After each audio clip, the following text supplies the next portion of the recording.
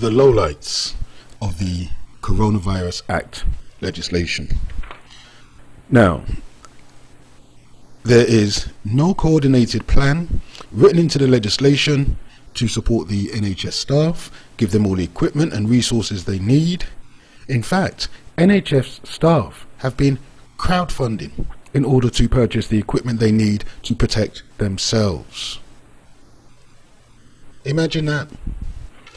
These staff are having to use their own money or ask other people for money just so that they can get the equipment they need.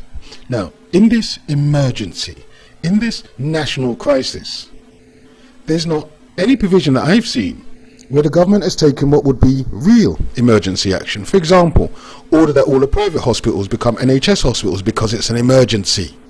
Nor order industry to switch to making personal protective equipment for, at the very least, the NHS staff and other key workers. In this so-called emergency, there are very few emergency measures in place. But let me tell you what is in place, what they did include in the legislation.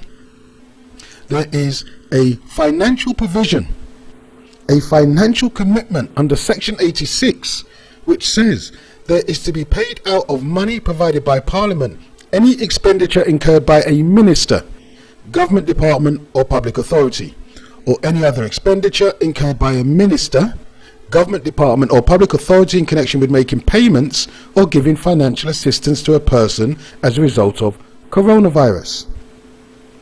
Expenditure includes expenditure incurred before or after the passing of this act. And financial assistance includes a grant, loan, guarantee or indemnity, and any other kind of financial assistance. Are you following me? In the government's legislation, there is no provision for the NHS or the NHS staff, but in their wisdom, they have included a provision to compensate ministers for any expenditure that they incurred before or after the passing of this act.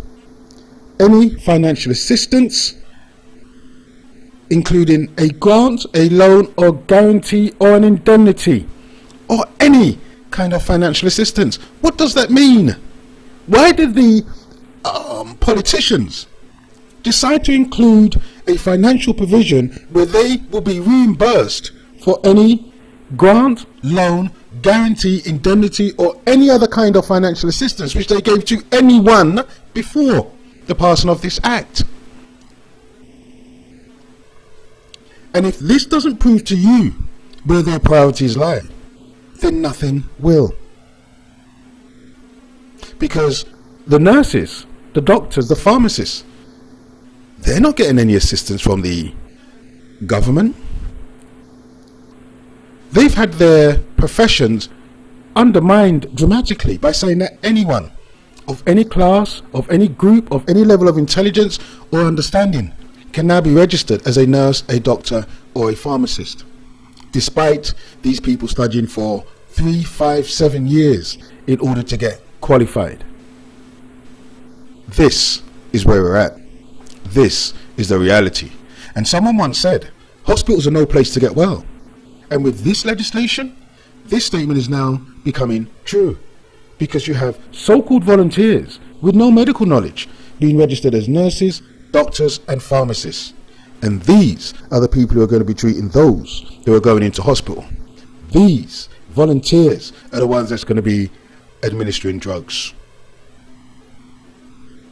Thank you for listening. Please share and subscribe. More videos coming soon.